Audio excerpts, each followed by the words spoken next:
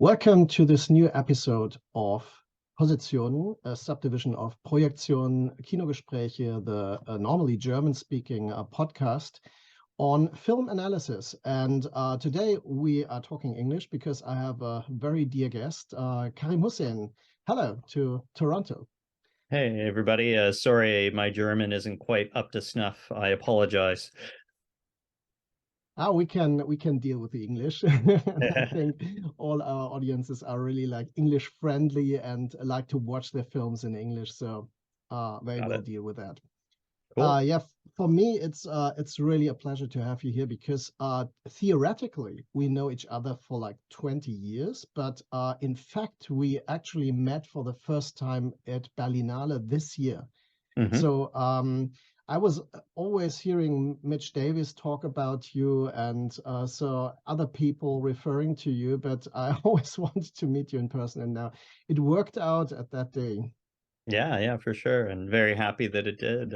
We had a really fun night together in Berlin. We visited the locations of Possession, of course, a classic in Kreuzberg, and hung out. So that was really a great fun night with some friends. Yeah, really a great group of friends and with very similar interests. So hmm yeah, it's we will talk about these things. Obviously, the most recent thing people might know, you are the DOP of Brandon Cronenberg's film Infinity Pool, which just hmm started in Germany, and we will come back to this. But Sure. also, there is an Austrian and a German Blu-ray of the film Subconscious Cruelty, which was very early work, a very important work in a way, which started a lot of things, I guess. hmm But we can talk about this. There are actually more films, but they are really hard to get. I'm really happy that I have La Belle Bête. Ah, whoa, Um, that's yeah, rare. it's hard to come by. I bought it many years ago. In hmm Germany, actually, there's this film, The Abandoned, by Yeah, Nacho sure. Cerda, where you wrote the screenplay, actually. hmm And recently came out Firestarter, where you Oof. also had DOP camera. Yes. We can The, probably talk the about this a little bit. the world's favorite film, yes, Yeah. Firestarter. Um, and obviously, we have this really great edition of Possessor, Yes. also a film where you did marvelous camera work. So Thank you. there will be a lot of things. And there are many films more. And I just checked your website, which I really recommend. KarimHusseinDP.com, where Yep. you have some music videos actually directed by Brandon Cronenberg and shot hmm in your very distinctive way. hmm So this is very interesting because I didn't know them before and I checked them out. So it's really interesting for people who want to have an impression what you do outside of the films which are known, hmm and what is your actual style, because I would argue that you have kind of a camera style, but we can discuss that as well. Sure. Yeah. um Subconscious Cruelty is an underground film. It's an hmm episodic film, like five short films combined in a very strange construct. It's really harsh and really bloody violent. Very sexual content is very explicit. And so this film is very much similar to international underground cinema. hmm Is this the place where you started off, or how would you describe your beginnings in cinema? Yeah, absolutely. I mean, I've always been a horror fan and genre fan and fan of transgressive cinema since I could remember. I always, loved films that had a response to the status quo and were always going against the grain. So Subconscious Cruelty in particular was a part of the sort of underground wave that you would see in the late 80s, early 90s, mid to late 80s, like with our friend Jörg Buttgereit Yeah. with the necromantic movies. Obviously, a huge inspiration on Subconscious Cruelty. Buddy Giovinazzo with Combat Shock, another friend, he made movies as a part of that.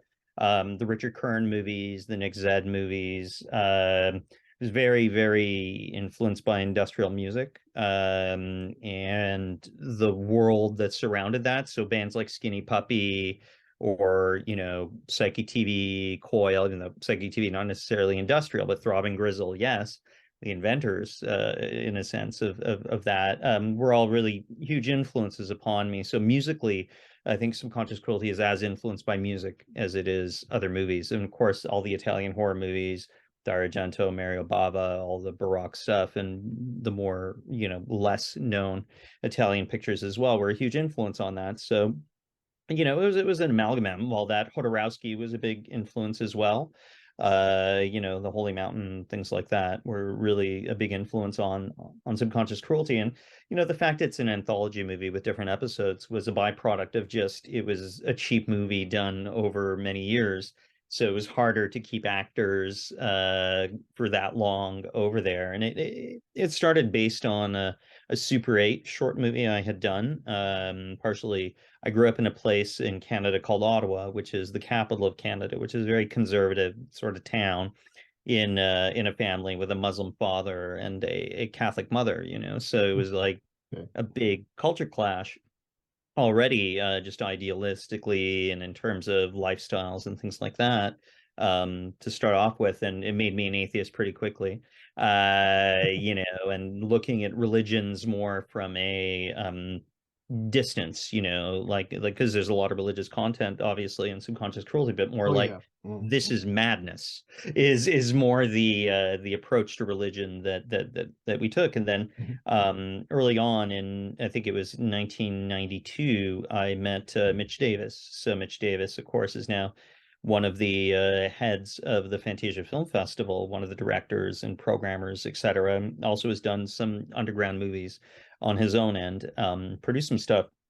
And I met Mitch and was instantly like, a member of the family I never had. And we were, fused at the hip and still continue to be in many ways. And then we met over there. And because I had started this short movie, Subconscious Cruelty, and a lot of things were going on, then we got together and I moved to Montreal, which is a 2-hour car ride, give or take, away from Ottawa.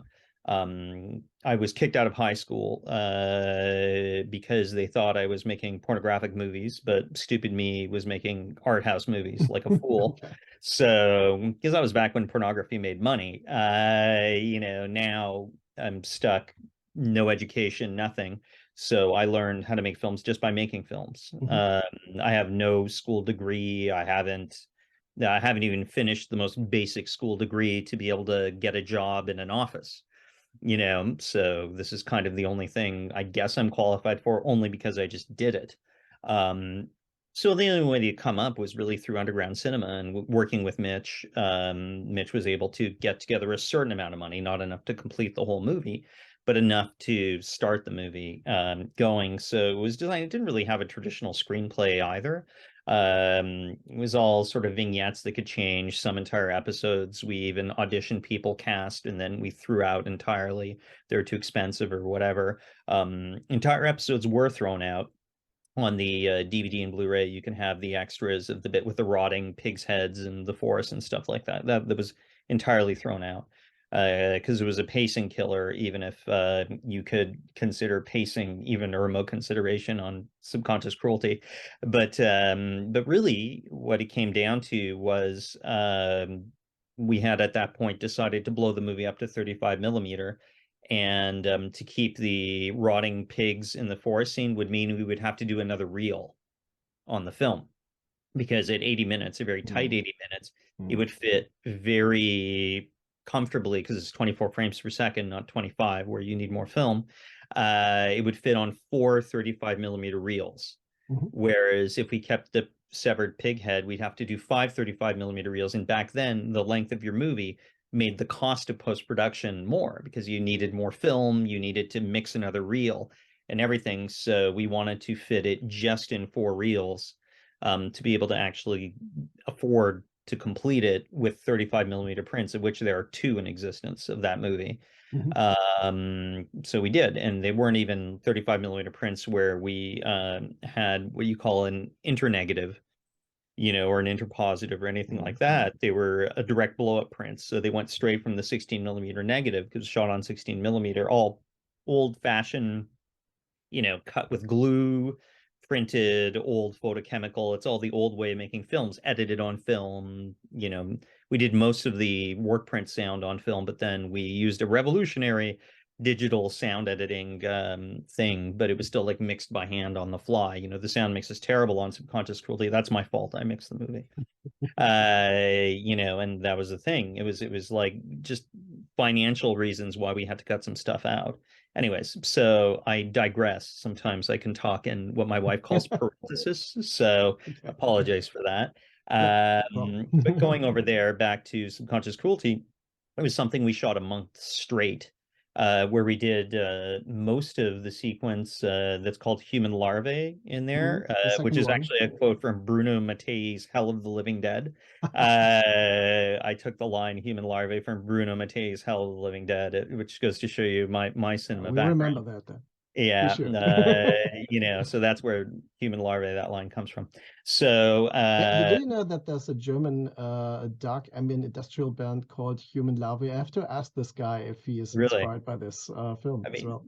maybe, possibly, but so we did that episode principally, and then some of the other stuff with Jesus and the women and things like that on for this month of shooting, where it was real underground stuff, like completely not run in any professional way possible. It was like, we would do 24-hour days shooting, without any sort of consideration. We were like, I was 19 when I started shooting that movie, so I was very young, so we had the energy, all of us, we were kids, and then after that, it took years to finish. I think we started shooting in February 1994, and then the movie finished shooting, I think, in December 1999.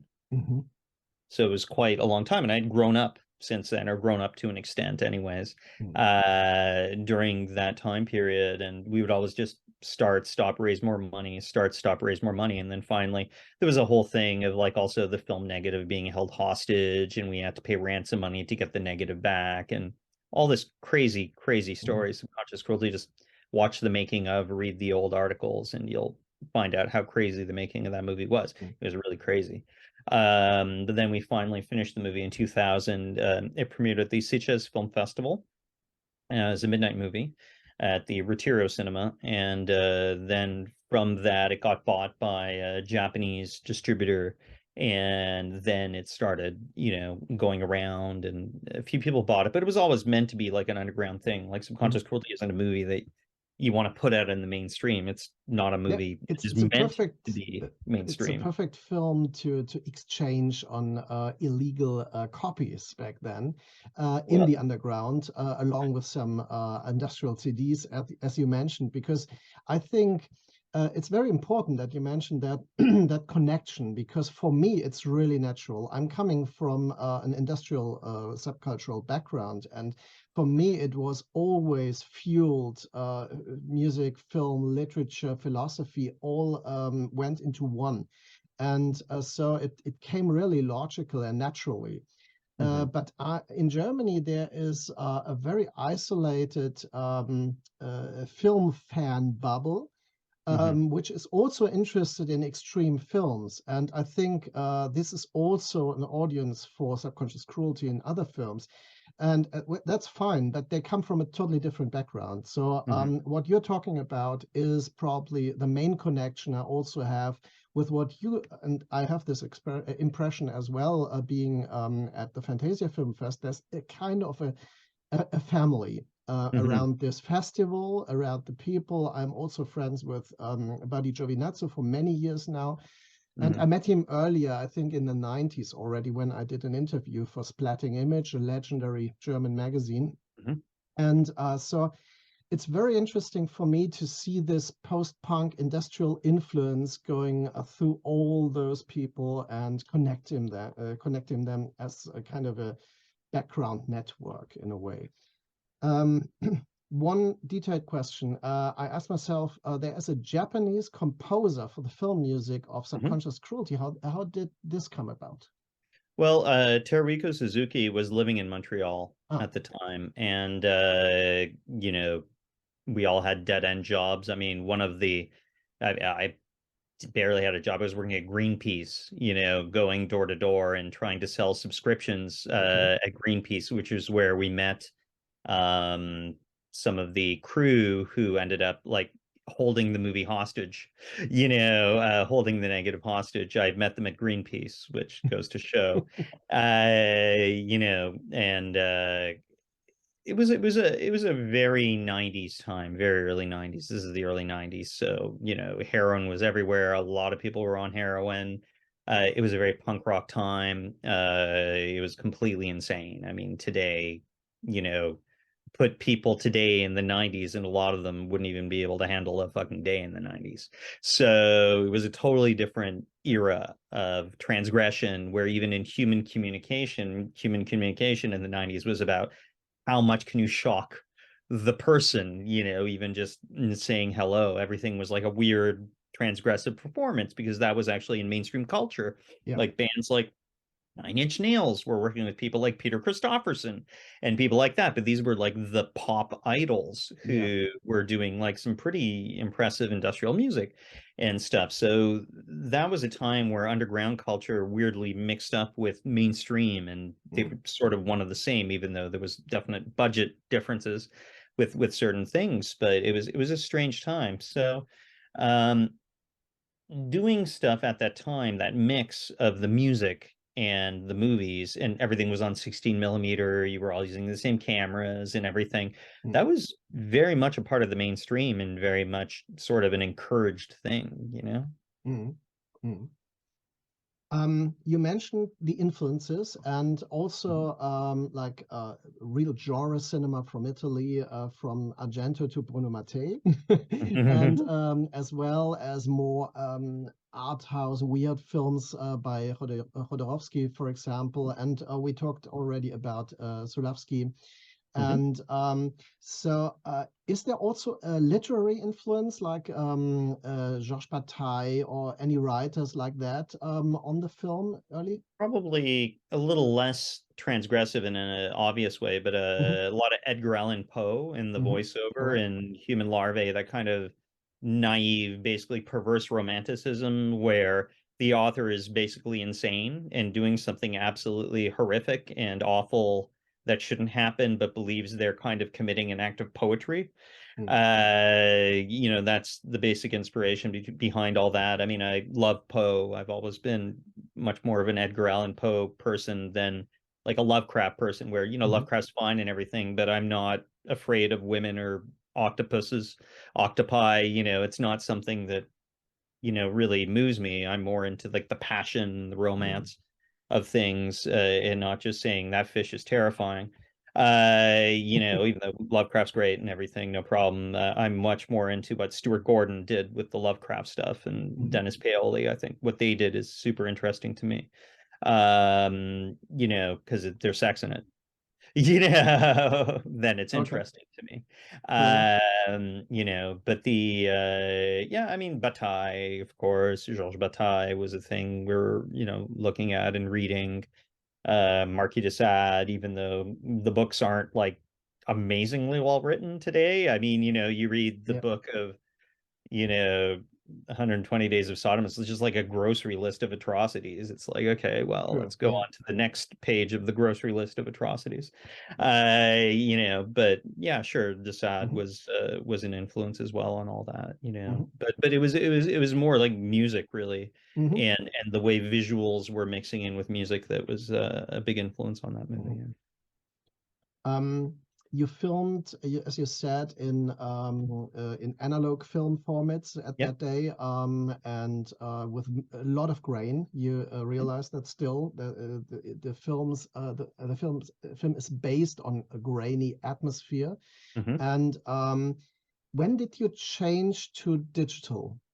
When which? It took me a while. The cameras had to get up to speed for Mhm. me to find that it was something that compete with analog film. I mean, my first feature in digital, I think it came out in 2011. Hmm. So the first feature I shot on digital was a movie called Hobo with a Shotgun, Yeah. Okay. Jason Eisner's movie, and that was done on the Red Mysterium X Hmm. camera, where for a feature I felt that the Mysterium X was starting to get into a world where I would accept it. And also I had a really bad experience shooting a movie the year before, or maybe 2 years before that, before Hobo with a Shotgun, or a year before the shooting of Hobo with a Hmm. Shotgun on 16 millimeter, Super 16, a movie called Territories, directed by Hmm. Olivier Bou. And we had terrible experiences with the laboratory. They like had a power failure during the development of one of the Oh. most important sequences in the movie. We were using the Arri 416, which was a brand new, like still is considered to be the most high-end 16 or Super 16 camera out there. I thought it was really buggy. I thought you couldn't see shit through the viewfinder, Mm. and it was there was a lot of problems with that camera. And the film stock Fuji, we shot it on a Fuji film stock called Vivid, which was Mhm. very saturated and had really good black levels and stuff like that. This movie Territories. Mhm. And I thought the look was cool, but the lab had no idea how to process it. They were getting more and more sort of inexperienced people to do the dailies, so I had more fights to actually get the movie looking the way it should look than shooting on digital. We had the digital management technician straight there on set. We can color grade immediately on set. We can cut through all this bullshit, and everybody on set could actually see what the movie should look like, and everybody's in agreement on it.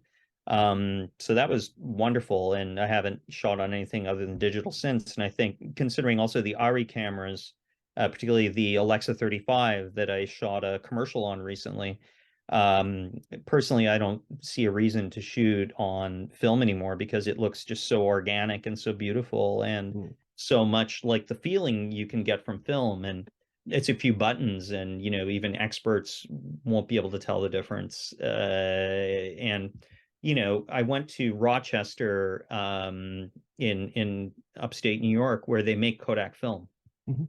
and I was at the lab, the processing facility, like the actual factory where they make Kodak film, and the pollution I saw pouring out of that building, in the Genesee River, the foam, all of the chemicals and everything, the sheer volume of pollution. And then speaking to the local people, talking about how the cancer rates around the actual Kodak, plant are insane.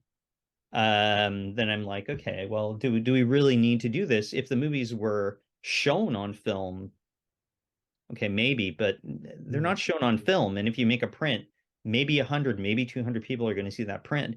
Is that worth it? And just seeing the environmental, like, offshoot and all of the pollution coming from the Kodak plant, even though they'll probably have plenty of reasons to say it's all safe and clean. I was literally seeing Mm. chemical foam pouring out from the drains of their place into the Genesee River. It's like, okay, well, Yeah.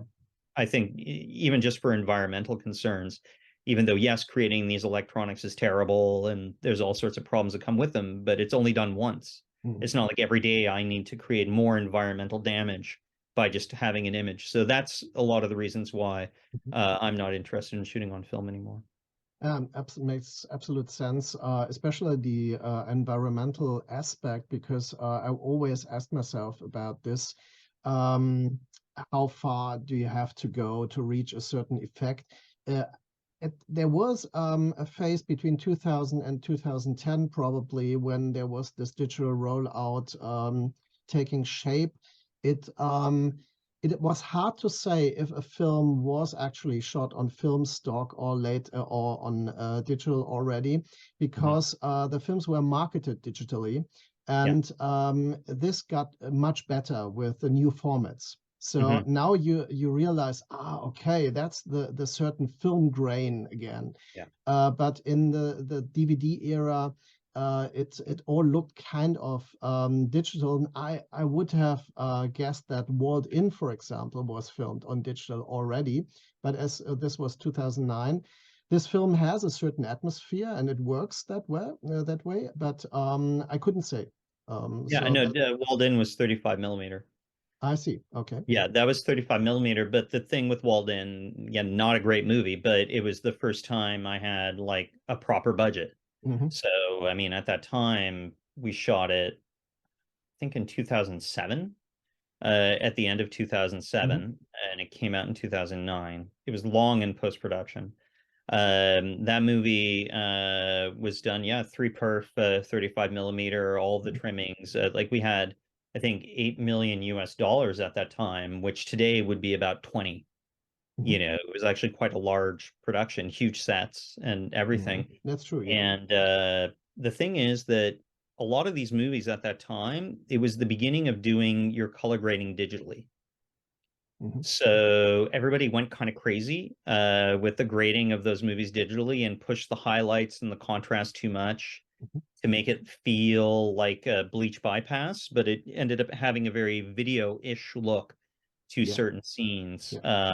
Like their scenes in Walled In, you know, because that was just the trend at the time, and it was my first big movie, and the color grader who was doing that was sort of like, you know, of that era, of that mid 2000s pushing the highlights too much Hmm. era.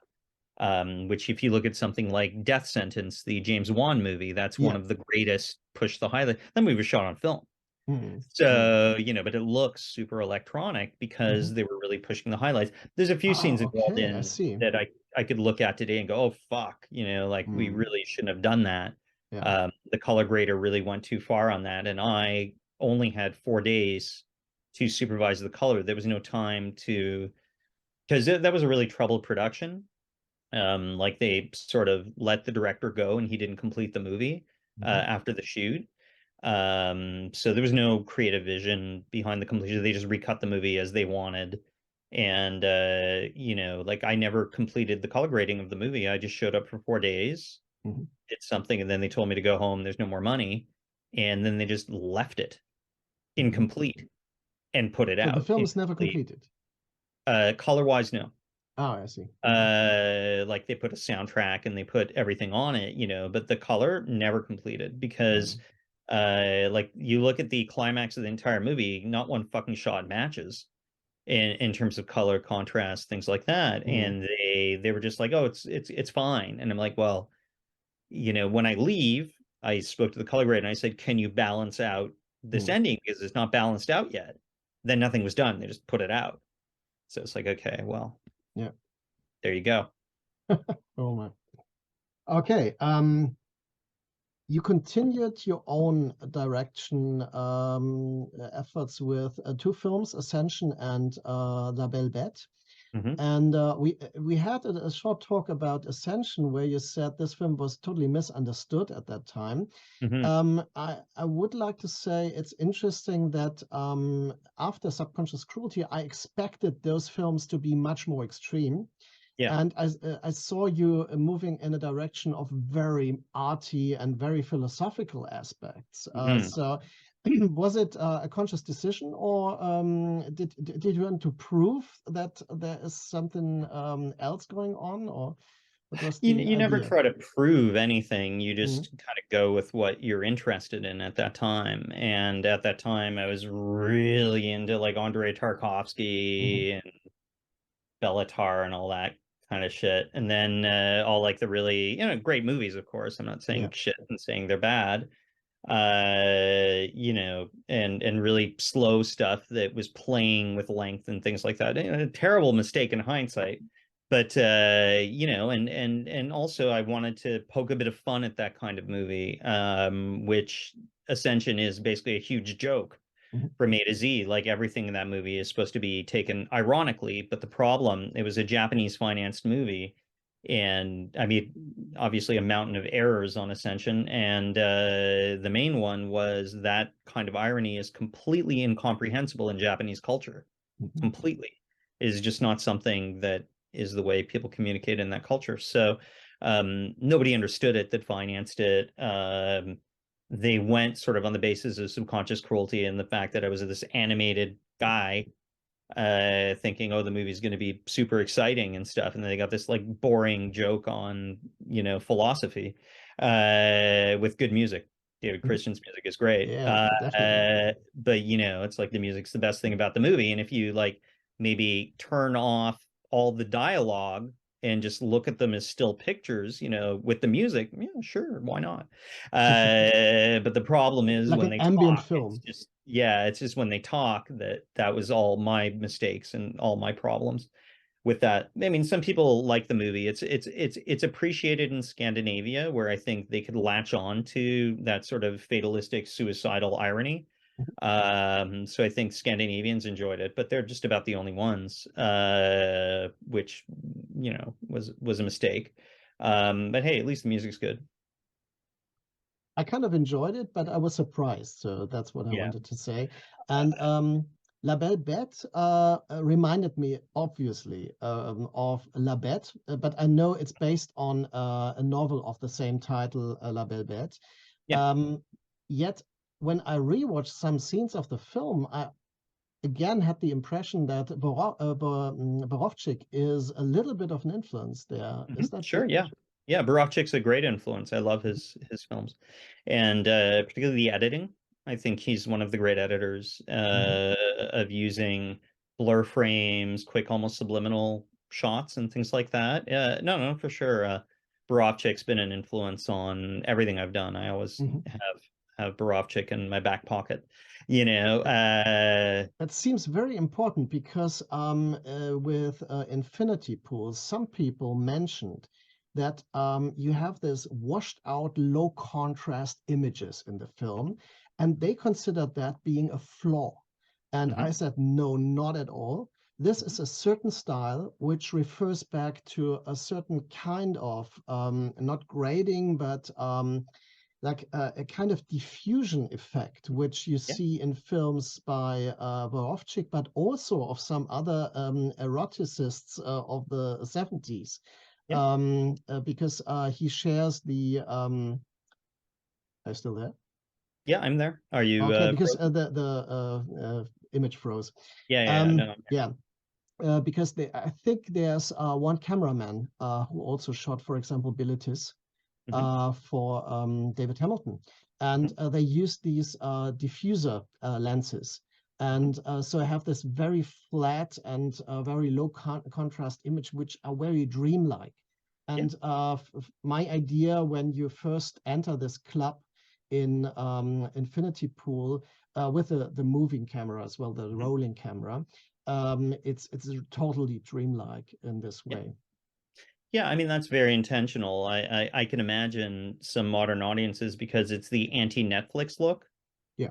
and Netflix look, which is really sharp, punchy, where you can count the pores of the performers, Yeah. count the amount of nose hairs they have and stuff. Infinity Pool is very much against that type of look and aesthetic. Um, I could see people being confused because it's just like not a modern look necessarily, but then other people appreciate it. Mm. There's no diffusion used in Infinity Mhm. Pool, whereas those movies use diffusion and sometimes would use nets on the back of the True. lens or Yeah. pantyhose or things like that. So none of that's in Infinity Pool. It's all done in through glass Mhm. and through compression, and using really, really old lenses and things like that. But the color was very much intentionally done that way because we didn't want to make it look like the White Lotus, have this like happy resort and everything from the beginning. It's supposed to be unsettling and a very, very uncomfortable place from Mhm. the start. So that's absolutely an intended thing.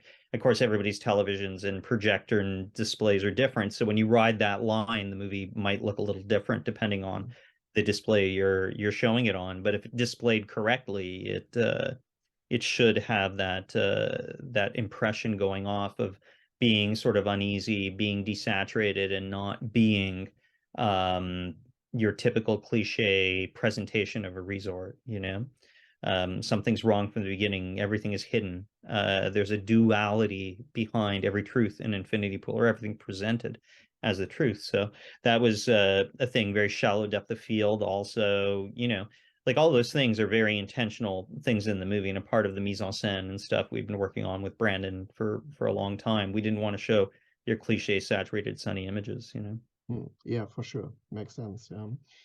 Um, you used to work in some films with primary colors, and this seems to be in a tradition which was probably established by people like Mario Bava in the Mhm. 60s, and then continued a little bit with Dario Argento, for example. And then we have Gaspar Noé's films and Benoit Debie, for example.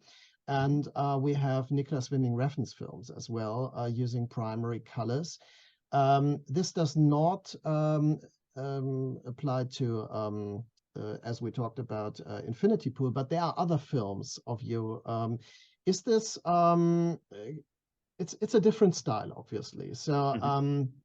is this something you began with, and or is it a co existing possibility? How do you relate to that use of colors?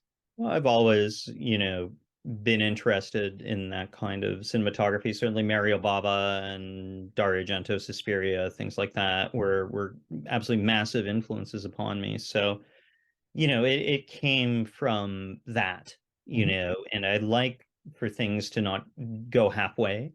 I like go either all the way or don't do it at all.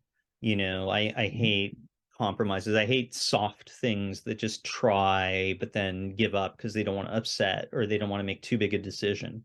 Whether or not you love or hate my movies, and you know, like that's valid probably for any of them, you know, because they're all like even my more mainstream work still always has a thing that either people are going to like or not, you know.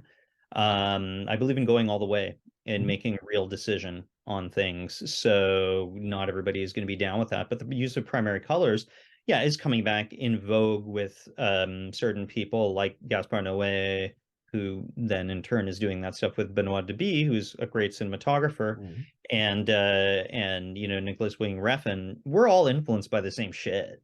Like Yeah. we're all kind of around the same age, Yeah. all of a similar generation.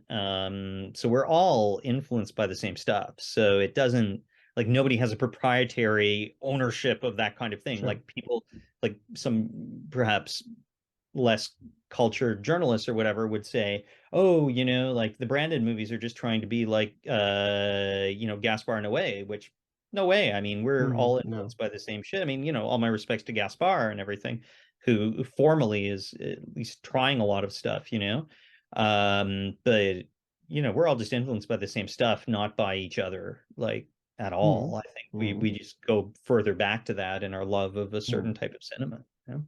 Yeah, also makes a lot of sense to me because I'm the same generation, Mm, obviously, and I know these influences. I totally recognize it, and I see the progress here because mhm, it's never just copying. I mean, there are people copying it, but it does that's not interesting at all. mhm. The thing is to develop something new out of that and to Yeah. merge it with different elements and so on. That's what you do as well. So Well, no we're all question. trying.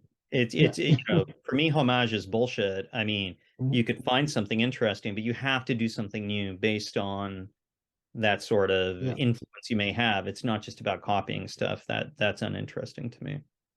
So let's talk about your cooperation with Brandon Cronenberg. Mhm, Um, it seems like you have been working for quite some time now, mhm, and also in different formats. As yeah, I've seen, you did music videos together, mhm, and those music videos, in especially in two cases, I realized have a very similar visual approach. Like you're trying something out and then mhm. use it for the film. Is that something? Probably just describe how you started working together and how you develop those style because the films Sure. are connected anyway. Oh, absolutely. I mean, the music videos are basically camera tests, Mhm. I you see. know, Okay. of ideas that we would have. I met Brandon because I had done Hobo with a Shotgun, that film, and then the producers of Hobo with a Shotgun were the producers of Brandon's first feature, Antiviral.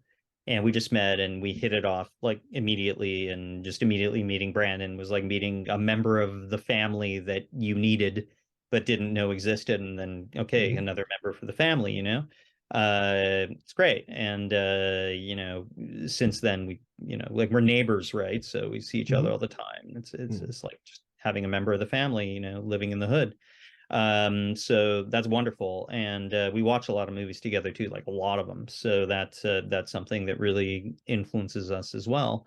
You know, Antiviral was really inspired by a very static Romanian new wave kind of cinema where you wouldn't even pan the camera or whatever. It was all like people moving within a static frame, very composed static frame, with slight movements, and there's a little bit of handheld here and there in Antiviral. Um, Very bright, very completely different aesthetic than what we went to afterwards. And there was a long period of time from the end of Antiviral to Possessor where we did a lot of camera tests, we experimented with stuff, we tried different types of techniques. Like we also, you know, in the music videos that are actually the performer in the music videos, the band Animalia, is now Mhm. Brandon's wife, I Jill see. Krasinski. Okay. So who's wonderful and just a really great human being. She, you know, was putting out music at the time, and then we were sort of like, well, you know, we can do this. So we use that as a way to experiment. And since, you know, Jill was Brandon's partner, she would tolerate us doing all this weird shit of like her going against all this plexiglass and stuff like that. Like she was pretty tolerant of our weirdness, which was Great. very kind of her. And you know, like that was a part of that era of the experiments, and we did a lot of like camera tests and things like that for Possessor, developing that kind of thing. We were quite influenced, not necessarily to emulate, but influenced by the spirit behind Henri-Georges Clouzot's Inferno, the movie that never got Mhm. finished, but the documentary that showed these camera tests, and the documentary that was about Henri-Georges Clouzot's Inferno, um, was a big influence on us just for to try new things and Yeah. to push the limits and to try these visual experiments all in practical manners in a way that, you know, people normally wouldn't do, because they did absolutely a ton of camera tests to do this movie that never completed its shooting, this legendary movie There's that this documentary on the making yes. of the film which never got made then. Yeah. Correct. Yeah. Yeah, Yeah. which then they show the camera tests Mhm. and they do interviews with people about it. If you haven't seen it, it's absolutely worth seeing. Yeah.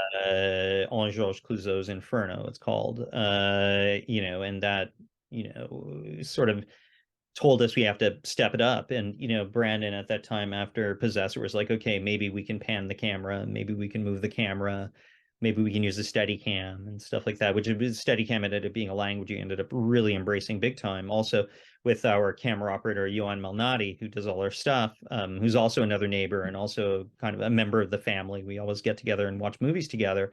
He's also like the best Steadicam operator I've ever seen, you know, and an artist and a horror fan and a genre fan who knows all the same shit we do and loves Mhm. all the same shit that we do.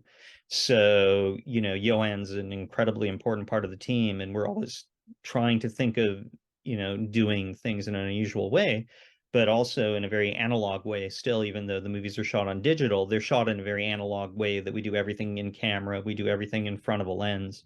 It's not all just CGI and stuff. For us, CGI is about cleaning up shadows and, Mhm. you know, cleaning up wires for safety and things like that. It's So not the about like the doing a 3D effects effect. the effects are mainly physical and then Yep. they are polished digitally. Rarely polished digitally, sometimes, but Mhm. very subtly. Like we won't add CGI blood or Yeah. anything like that. Um, but sometimes a seam line, maybe, you know, and a prosthetic needs to be Mhm. fixed up. Okay. You know, like little things, but kind of standard stuff for these days. Mhm. But all the effects are done live in front of the camera, practically. Yeah. Mhm. Yeah, that's a very vivid and interesting impression you gave us of how this works on a very private level, obviously, because Yeah. you're in contact all the time. You're exchanging your ideas on filmmaking then, Mhm. and it shows in the films as well. And I think it's a very good decision to work with practical effects. And I think a lot of people say that. I'm not the first one, obviously, because it has a much bigger effect on the audience as well. Yeah. If you see some blood pulsing out of a body, even if it's an artificial body, you won't realize it's just affecting you Yeah. as being something real and done to this body. And so the effects of the first execution, for example, in Infinity Pool, especially in the uncut version, is totally devastating to watch. Yeah. So, Cool. yeah. Yeah, that's all practical, and that's with Dan Martin, our special makeup artist, who's another genius and another sort of part of the family who we're constantly exchanging ideas with, and how could we do something new and step it up, Mhm. Dan and Tracy Loader, who works with him as well. They came out to Budapest and Croatia, Hungary and Croatia, where we shot Infinity Pool, Mhm. and they worked on it. And then afterwards, we did some inserts in Toronto to complete the movie, where we could sort of work in a more calm environment, because Infinity Pool shoot was very difficult, and was quite difficult and chaotic in Hungary and Croatia, for various reasons. But it was all good in the end. We got it, but we needed to do some inserts afterwards, where we can really spend more time on the special effects and not just trying to cram these incredible days into a limited amount of days. Where, like a lot of movies, they cut days before we went to camera, Mhm. saying, this is the only way to make the budget work. Okay, fair enough. But then it makes for really long days, which they're not used to doing in Europe.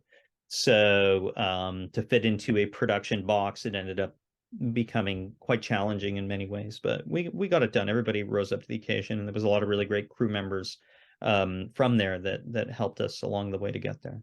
Mhm. Mhm. Um, we first talked about your directing efforts and then about your camera work. Did you Was it this decision to say I stop directing and I will focus on camera now, or is it something is it still open for you? How do you relate to that? Yeah, I don't want to direct anymore. That's Hmm. done. It really came from the fact that directing for me was very lonely. I was doing everything, writing, directing, shooting, all these things, working on the production. The first movie I edited, the ones afterwards I had an editor. It was pretty lonely, and I love collaboration. I love working with people, and I sort of got over my own bullshit and realized that I didn't need to be the boss, the top, whatever this bullshit. I had more fun working with directors that I really loved and respected, doing stuff that was a far more enriching thing for me, and me taking the experience that I learned from directing those movies to help them, but to get their vision on the screen. And Hmm. I have zero ambition or interest in directing anymore. None. Because I'm all about collaborating and doing everything with the experience I learned as a director to help the director know what their problems are, know what they could be. So, contrary to a lot of cinematographers who are kind of frustrated directors, I got that out of the way very early in my career, where that's not an issue at all with me, because like I do not want to direct these things. I want to help the director to get their idea. And even if they have trouble sort of explaining technically how that idea can come across, but just have an overall impression or idea of what they want, I have the technical know-how that I can help them break it down to Hmm. get what they have in their ideal sort of mind's eye view of it to the screen technically. So that's something that's important to me. So yeah, no. Theater Bazaar was the last thing I directed, and it will be Hmm. the last thing I direct. I don't want to direct anymore. Hmm. Hmm. Yeah, yeah, makes sense. Especially as you describe your collaboration as very fruitful and fulfilling. So yeah, I can understand that. Um, I mentioned the film Firestarter, and I have a question about this film as well, Sure, because yeah. this film was actually shown in the cinemas in Germany and it's Yeah. marketed. So I think even more people might have seen this film than some of the others we I mean, talked if you've about. seen the box office results, maybe not. Yeah, yeah, I see. Because Yeah. Firestarter, unfortunately, was not a big success at the box office.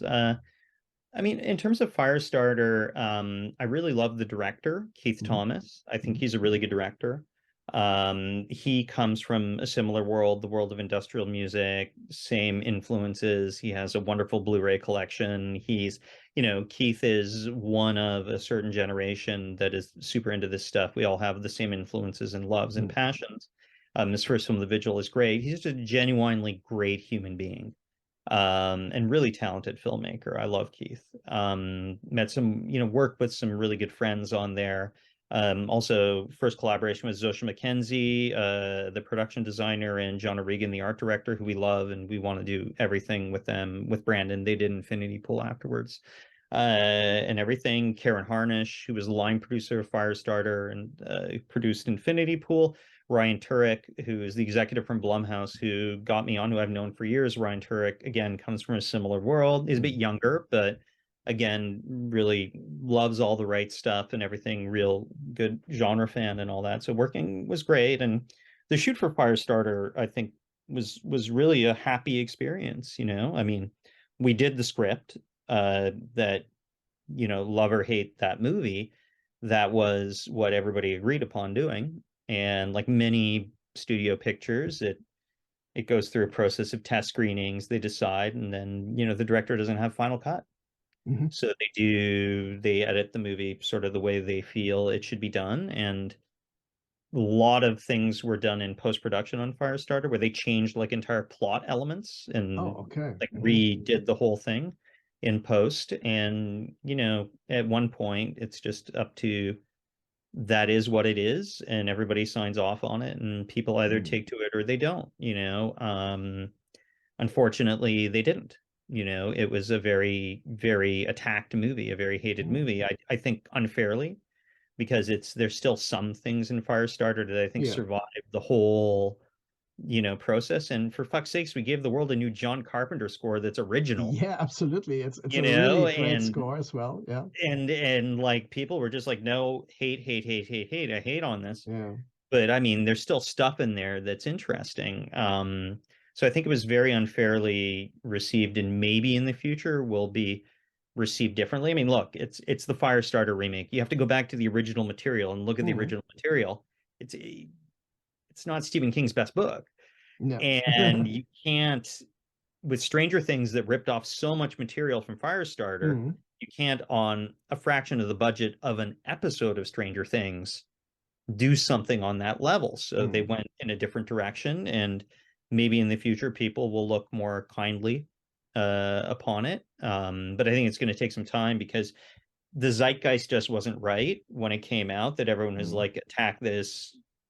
This is the symbol for something we want to attack, which is just really too bad, because I think Keith Thomas is a wonderful director, and I think we'll do some amazing movies coming up that people will maybe regret how hard they were on Firestarter when it came out, when they see in the long run, actually, within the body of Keith's much larger work, Mm. it was a different thing from what he normally would do, but there's still a lot of value in it. I hope so, anyways. Mm.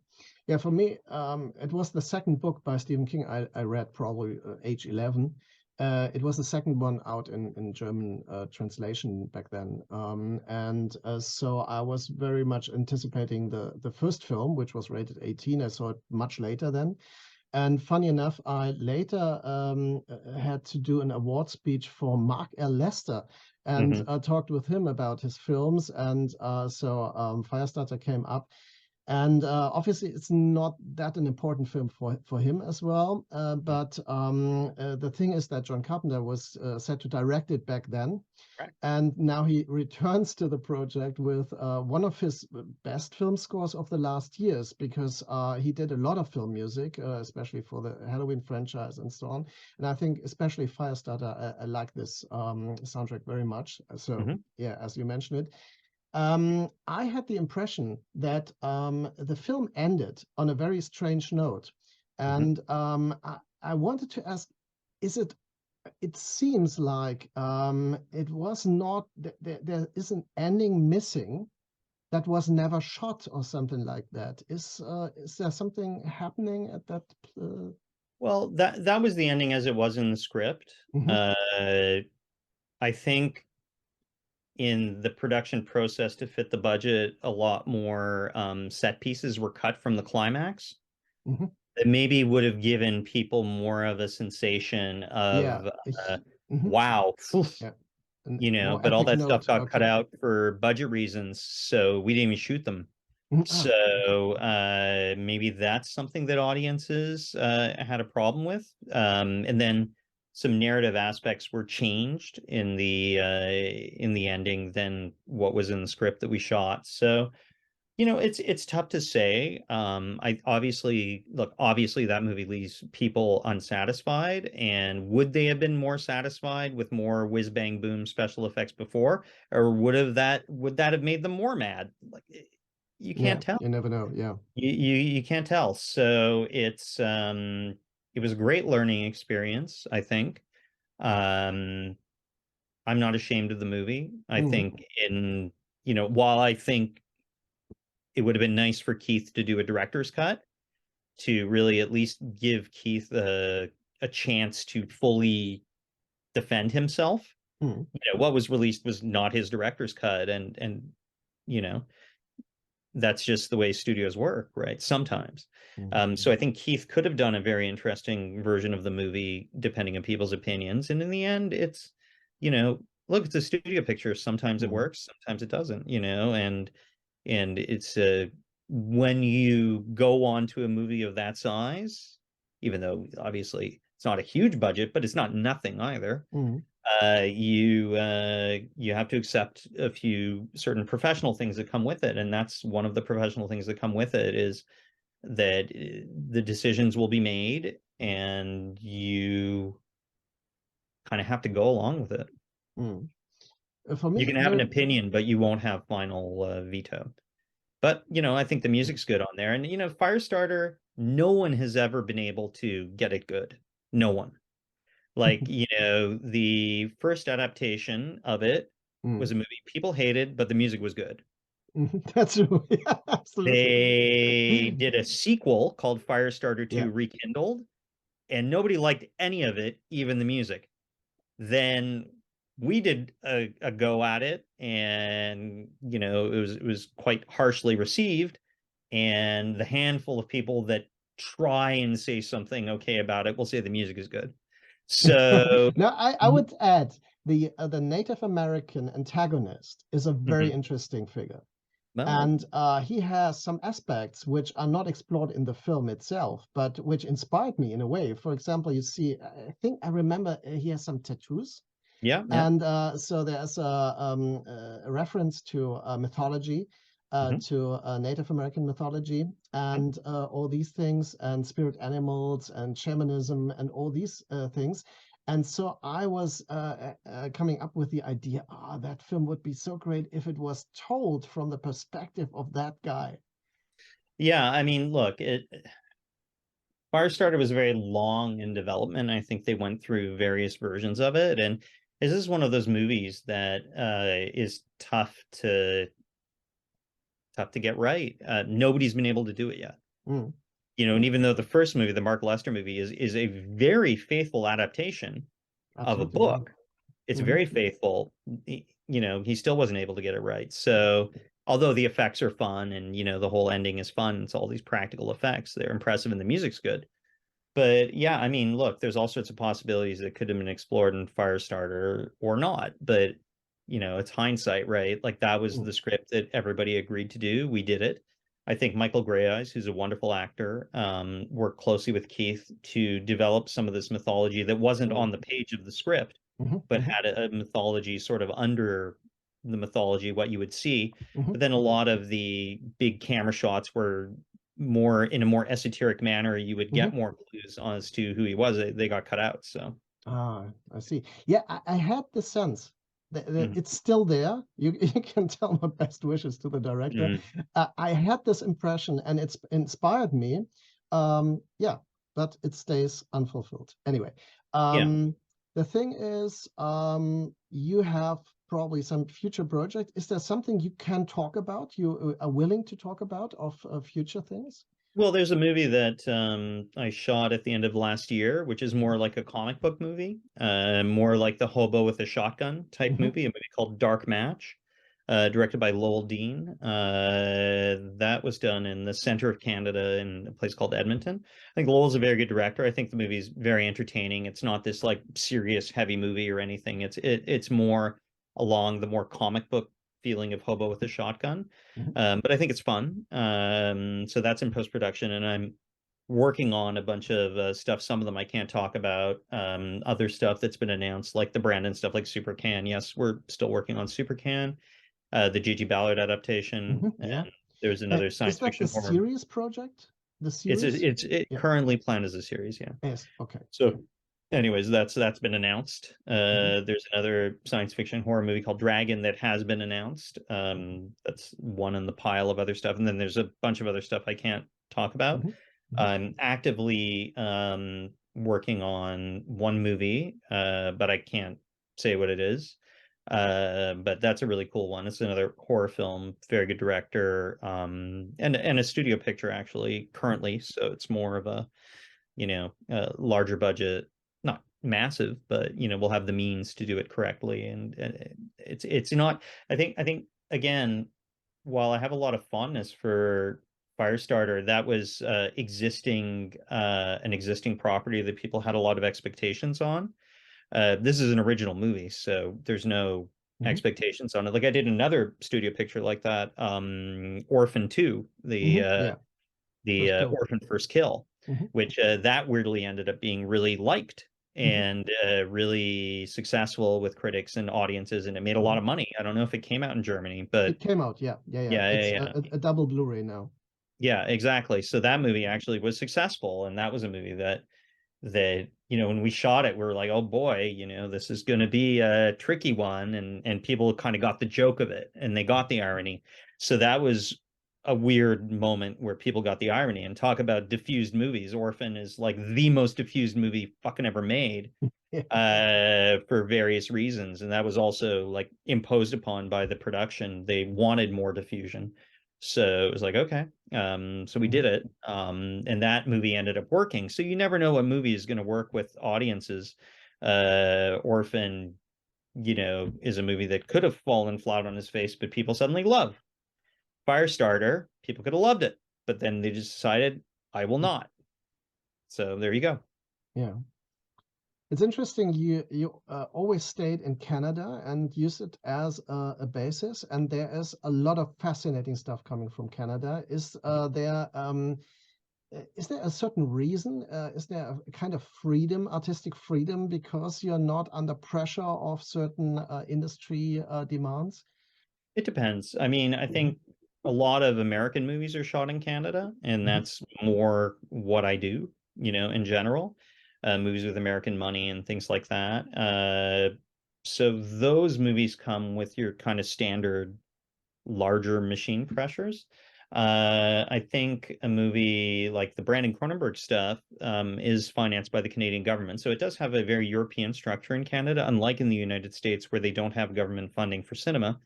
We have government funding for cinema. So the pressure is a little different in a sense that like say, the Brandon movies are, Possessor and Infinity Pool are they partially have private investment in them, like from American companies, and some European money as well.